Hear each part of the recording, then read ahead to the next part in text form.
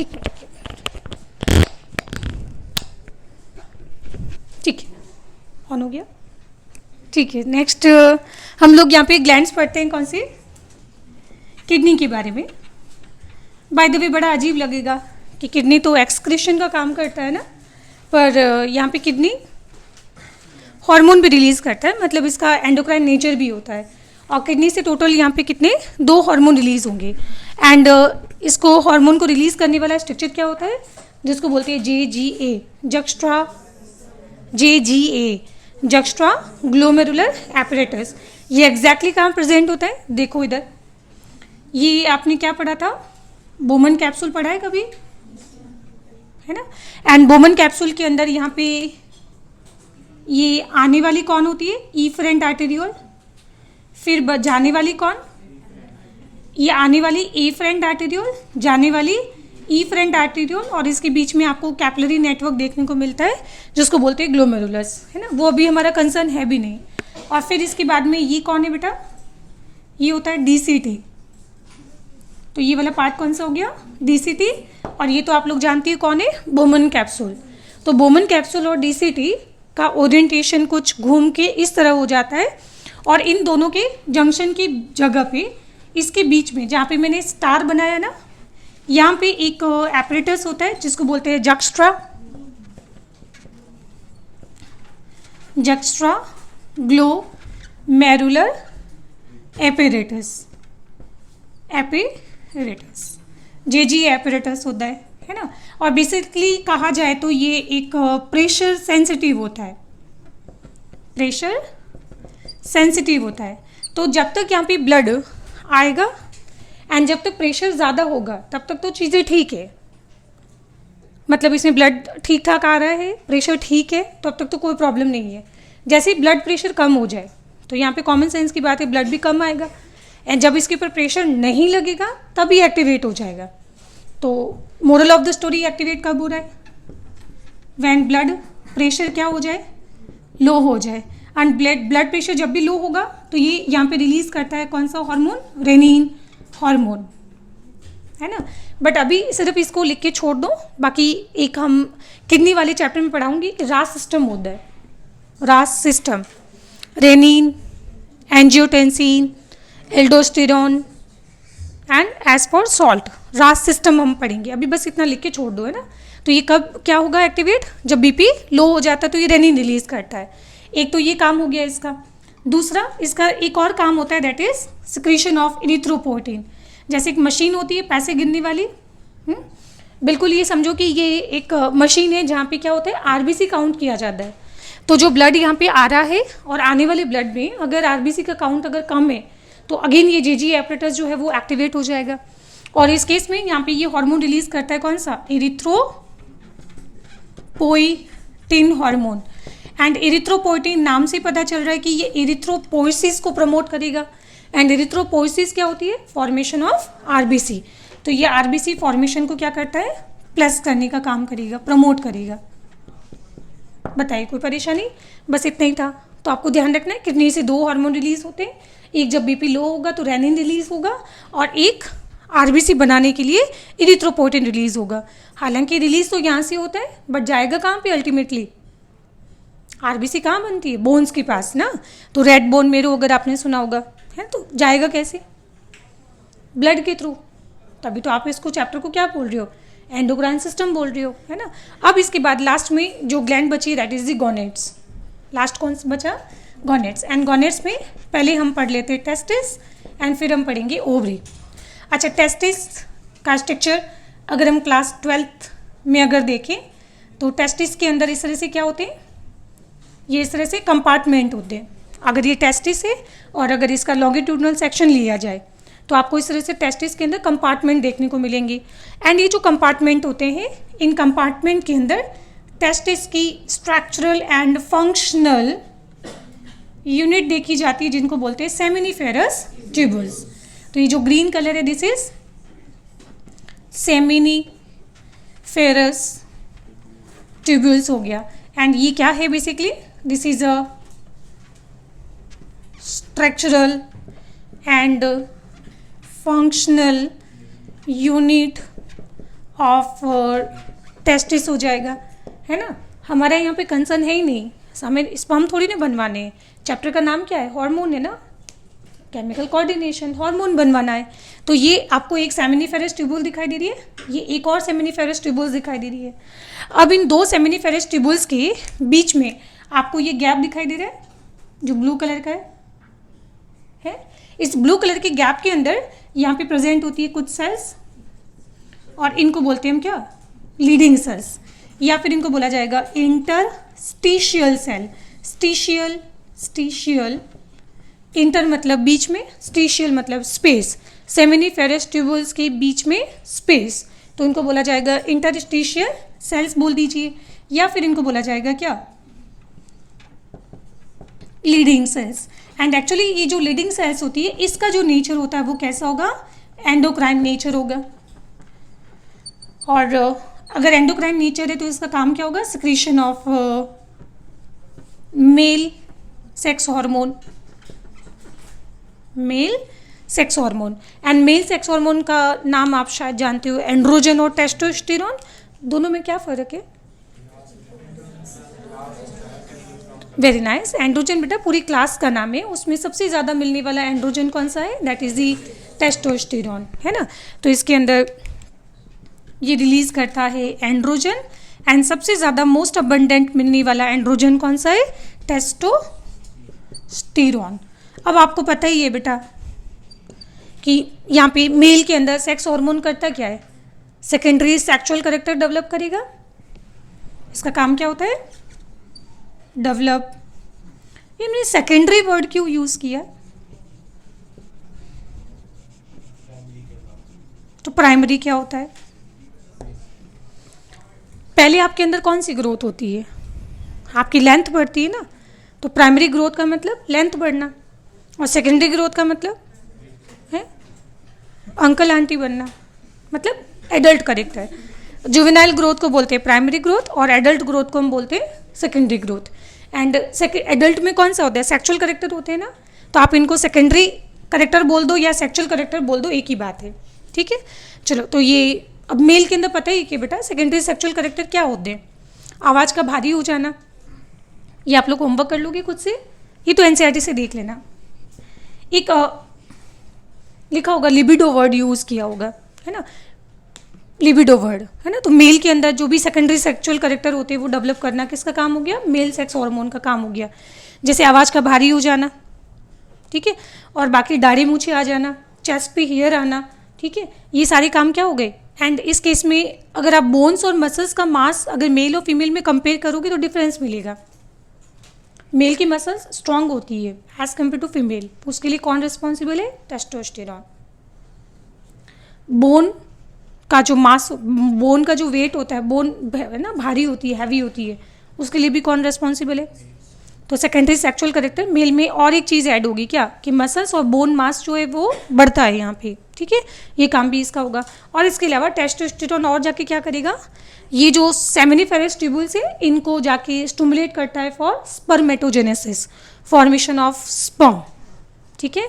तो यहाँ पे इसका काम लिख लेना कि एक तो ये स्पर्म फॉर्मेशन को प्रमोट करता है, दैट इज द स्पर्मेटोजेनेसिस, और दूसरी तरफ मेल लिबिडो यानी मेल के अंदर सेकेंडरी सेक्सुअल कैरेक्टर को डेवलप करने में हेल्प करता है, ठीक है।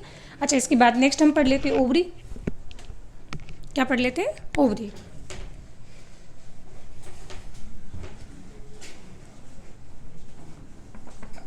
अच्छा, ओवरी से क्या रिलीज होता है, प्रोजेस्टेरॉन और एस्ट्रोजन रिलीज होता है ना, प्रोजेस्टेरॉन और एस्ट्रोजन। तो मुझे बताइए फीमेल के अंदर सेकेंडरी सेक्सुअल कैरेक्टर कौन डेवलप करता है, एस्ट्रोजन या प्रोजेस्टेरॉन। बेटा पी से प्रोजेस्टेरॉन और पी से प्रेगनेंसी। यस, प्रोजेस्टेरॉन का मेन काम क्या होता है, प्रेगनेंसी। तो यानी फीमेल के अंदर सेकेंडरी सेक्सुअल कैरेक्टर, जैसे आवाज़ का पतला हो जाना, है ना, तो उसकी पिच हाई हो जाती है, और मेमोरी ग्लैंड का डेवलप होना, मेंस्ट्रुअल साइकिल का स्टार्ट होना, ये सारे काम क्या है, सेकेंडरी सेक्सुअल कैरेक्टर, जो कौन डेवलप करेगा, मेनली एस्ट्रोजन डेवलप करेगा, है ना। तो नेक्स्ट हम बात करते हैं ओवरी के बारे में। तो ओवरी का स्ट्रक्चर अगर हम देखें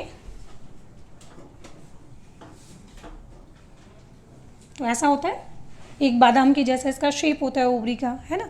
एंड ओवरी के अंदर ये वाला पार्ट कौन सा हो गया, दिस इज मेड्यूला हो गया। एंड बाहर वाला पार्ट कौन सा होता है, कॉर्टेक्स होता है।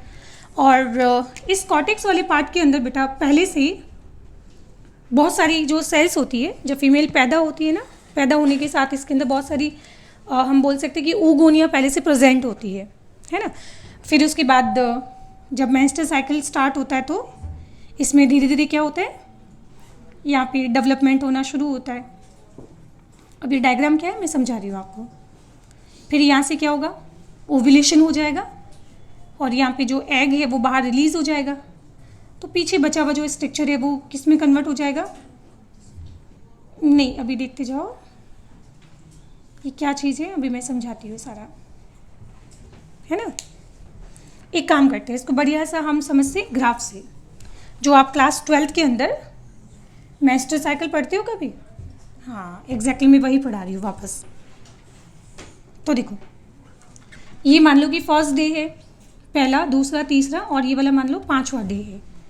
तो फीमेल के अंदर मेंस्ट्रुअल साइकिल कितने दिन तक चलता है, 3 से 5 दिन तक ब्लीडिंग पीरियड चलता है।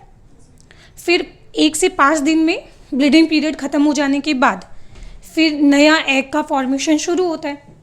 और ये नया एग बनते बनते कौन सा दिन आ जाता है, 14th डे आ जाता है। और यहाँ पे 14th डे पे आप जानती हो क्या होता है, ओव्यूलेशन होता है। अगर फर्टिलाइजेशन होता है और प्रेगनेंसी होती है तो ठीक, नहीं तो अदरवाइज़ ये एग जो है वो मर जाएगा।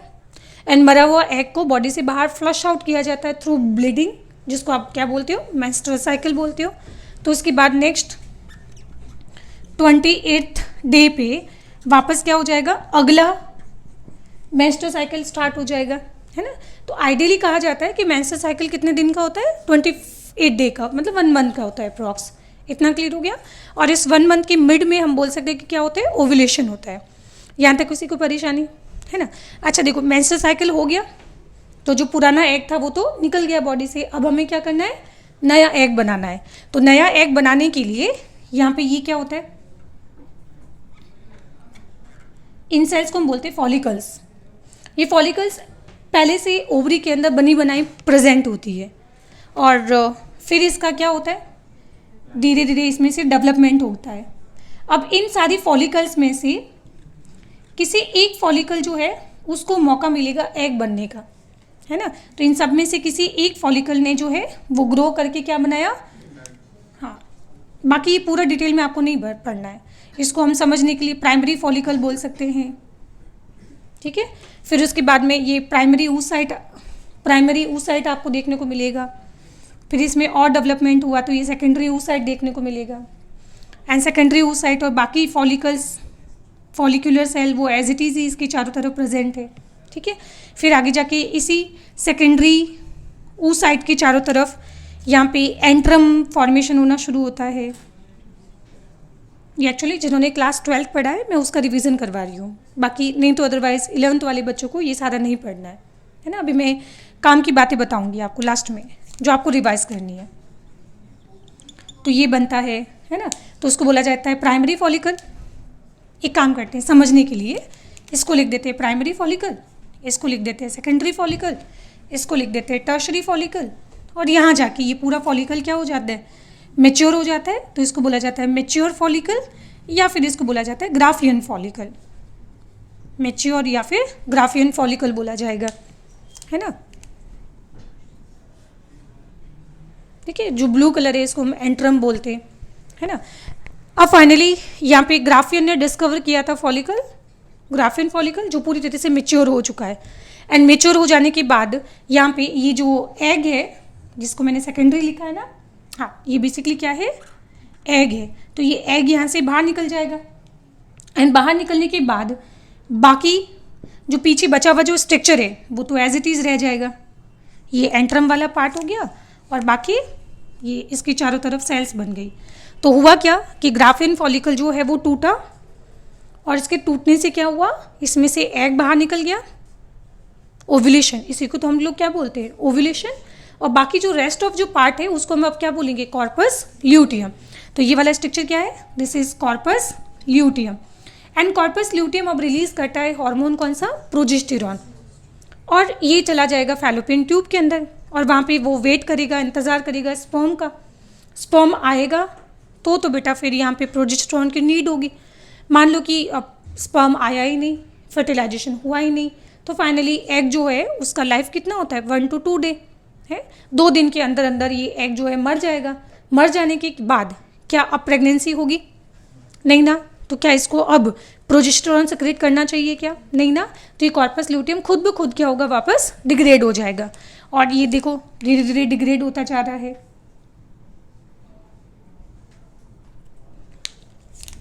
और फाइनली ये पूरा डिग्रेड हो जाने के बाद किस में कन्वर्ट हो जाएगा है?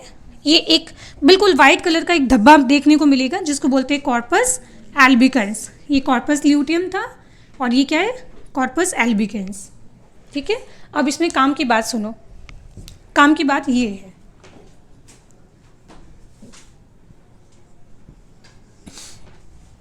E stand for oestrogen.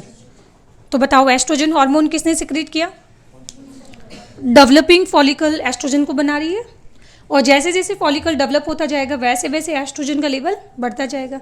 और जब फॉलिकल पूरी तरह से मेच्योर हो जाएगा, मतलब ग्राफिन फॉलिकल बनेगा, उस टाइम एस्ट्रोजन का लेवल मैक्सिमम देखने को मिलेगा। And maximum level of the oestrogen induces ovulation, जो आगे जाके क्या करेगा, ओव्यूलेशन करेगा। अब देखो ओव्यूलेशन के बाद एक तो एग निकल गया यहाँ से, और दूसरा ये क्या बचा, कॉर्पस ल्यूटियम बच गया। कॉर्पस ल्यूटियम मेनली क्या सिक्रेट करता है, बट इसके अलावा ये स्मॉल अमाउंट ऑफ क्या सिक्रेट करेगा, एस्ट्रोजन भी सिक्रेट करता है। पर अगर प्रेगनेंसी नहीं हुई तो उसके बाद ये क्या हो गया, कम हो गया, तो प्रोजेस्टेरॉन का लेवल वापस क्या हो जाएगा, डाउन हो जाएगा। तो अगर इसको हम ग्राफ से इंडिकेट करें तो देखो ये ग्राफ किसका हो गया, फिर एस्ट्रोजन का ग्राफ देखिए कैसे बढ़ रहा है। फॉलिकल जैसे जैसे डेवलप होती जाएगी एस्ट्रोजन का लेवल बढ़ता जाएगा। फिर उसके बाद इसका ग्राफ जो है, जब ग्राफिन फॉलिकल टूट जाएगा तो उसके बाद ग्राफ इसका डाउन हो जाएगा। पर डाउन होने के बाद जब कॉर्पस ल्यूटियम बनेगा तो कॉर्पस ल्यूटियम क्या कर रहा है, फिर से थोड़ा बहुत तो एस्ट्रोजन बना ही रहा है ना। हाँ, उतना नहीं बनाएगा जो ग्राफिन फॉलिकल बना रही थी, बट थोड़ा बहुत बनाएगा। एंड थोड़ा बहुत बनाने की वजह से ये ग्राफ एक बार वापस थोड़ा सा उठेगा। ठीक है, पर जब कॉर्पस ल्यूटियम भी जब डिग्रेड हो जाएगा, रिग्रेस हो जाएगा, डिग्रेड हो जाएगा, ख़त्म हो जाएगा, क्योंकि प्रेगनेंसी तो हुई नहीं, तो उसके बाद एस्ट्रोजन का लेवल फिर से वापस क्या होगा, डाउन हो जाएगा। और डाउन डाउन होते हुए फिर वापस ये ऐसे हो जाएगा। ये बता सकते हो वापस क्यों बढ़ा है एस्ट्रोजन?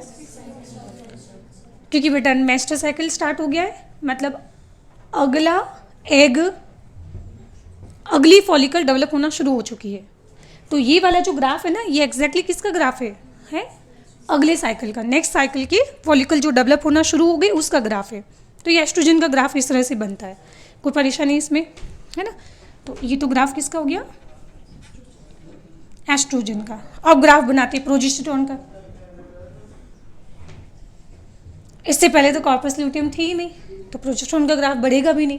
फिर देखो जैसे ही कॉर्पस ल्यूटियम बनेगा प्रोजेस्टेरॉन का ग्राफ क्या होगा, बढ़ेगा है और बढ़ेगा। फिर उसके बाद में जब ये प्रेगनेंसी अगर नहीं होगी तो फिर ये वापस से क्या होगा, कॉर्पस एल्बिकन्स के अंदर कन्वर्ट हो जाएगा। तो उसके बाद ये जो ग्राफ है वापस जमीन छू जाएगा है। तो ये वाला ग्राफ किसका हो गया, ये ग्राफ हो गया किसका, प्रोजेस्टेरॉन का है। अब एक काम करते हैं, इसके रिस्पेक्ट में मैं आप बताती हूँ आपको कि यूट्रस में क्या चेंजेस होंगे। ठीक है, तो एक ग्राफ में यहाँ पे नीचे बना दियो और यूट्रस का, तो इससे आसानी आपको ये होगी, घटना नहीं पड़ेगा कुछ भी। ये यूट्रस में चेंज हो रहा है। एस्ट्रोजन का ये काम होता है, बेबी फाइनली जाके इम्प्लांट कहाँ पे होता है, यूट्रस के अंदर बेटा टोटल 3 लाइनिंग होती है। सबसे बाहर वाली पेरीमेट्रियम, मसल्स जहाँ पे होती है मायोमेट्रियम, और सबसे होता है अंदर की तरफ एंडोमेट्रियम। ठीक है, तो बेसिकली ये एंडोमेट्रियम को डेवलप करवाता है, क्योंकि बेबी आगे जाके कहाँ डेवलप इम्प्लांट होगा, एंडोमेट्रियम के साथ। तो आप लोगों ने क्या नोटिस किया कि जैसे जैसे एस्ट्रोजन का लेवल बढ़ता जा रहा है उसके साथ साथ एंडोमेट्रियम डेवलप होती जा रही है। तो एस्ट्रोजन का काम क्या हो गया, एंडोमेट्रियम को थिकनेस बनाना या फिर उसको डेवलप करवाना। तो ओव्यूलेशन के जस्ट टाइम जो है आपको एंडोमेट्रियम सबसे थिक देखने को मिलेगी, और सही बात भी है बेटा, क्योंकि जैसे ही ओव्यूलेशन होगा एग बाहर निकलेगा, फर्टिलाइजेशन अगर होगा तो बेबी बनेगा, है ना, एम्ब्रियो बनेगा। और एम्ब्रियो को इम्प्लांट कहाँ पे होना है? एंडोमेट्रियम के साथ। तो एंडोमेट्रियम में इस टाइम क्या मिलनी चाहिए? सबसे थिक मिलनी चाहिए। पर अगर मान लीजिए कि एग चला गया कहाँ पे? फैलोपियन ट्यूब में। स्पर्म का वेट कर रहा है बट स्पर्म आया नहीं, फर्टिलाइजेशन हुआ नहीं, प्रेगनेंसी हुई नहीं, तो उस कंडीशन में फिर एंडोमेट्रियम जो है वापस से टूट जाएगा। और अगला एंडोमेट्रियम टूटते ही एंडोमेट्रियम की जो दीवार होती है, उन दीवारों में जो ब्लड वेसल्स होती है वो भी टूट जाएगी, ब्लड का लीकेज शुरू हो जाएगा। तो ये यहाँ पे एंडोमेट्रियम टूट चुका है, ठीक है, तो इसकी थिकनेस वापस कम हो गई। बट एक तरफ आपने देखा है कि यहाँ पे प्रोजेस्टेरॉन का काम क्या होगा? ये एंडोमेट्रियम दिखाई दे रही है, इस एंडोमेट्रियम के अंदर देखो प्रोजेस्टेरॉन का ये काम होता है।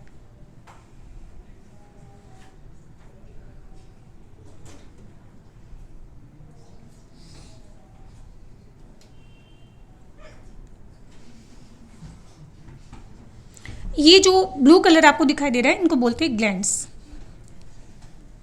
और सही बात भी है बेटा, क्यों?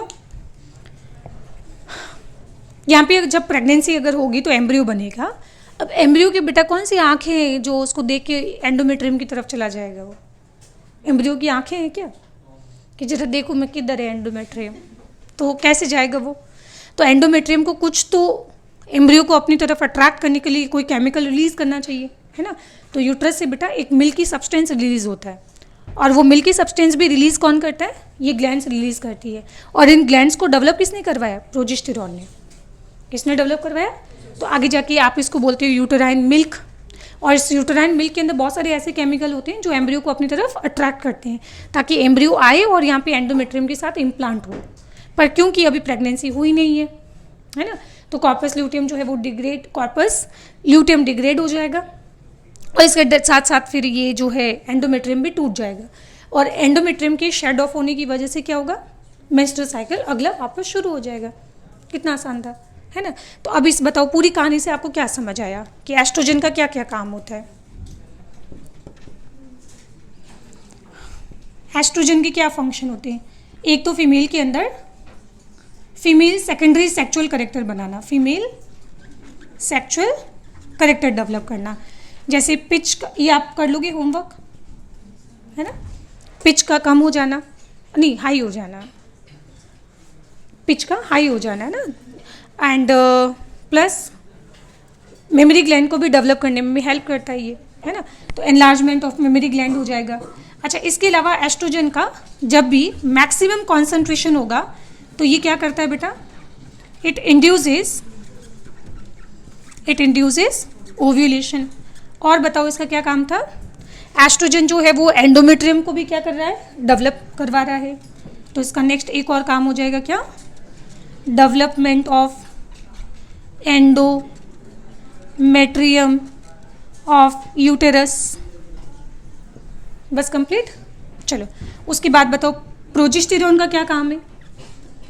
तो पी से प्रोजेस्टेरॉन और पी से बस याद रखना प्रेगनेंसी, तो इसको बोला जाता है प्रेगनेंसी हार्मोन बोला जाता है। एंड दूसरा आपने एक और काम पढ़ा है क्या कि यहाँ पे एंडोमेट्रियम के अंदर ग्लैंड्स का फॉर्मेशन करवाना। बाय द वे वो 12th का कंसर्न है। बताइए कोई परेशानी? चलो तो इसके साथ हमारा गॉनेट्स वाला शांति से सुन लो। तो ग्लैंड सारी कंप्लीट हो गई, बस एक चैप्टर का लास्ट टॉपिक बचा है हार्मोन रेगुलेशन, जो हम लोग नेक्स्ट वीडियो में डिस्कस करेंगे। ठीक है, लिख लो उसको।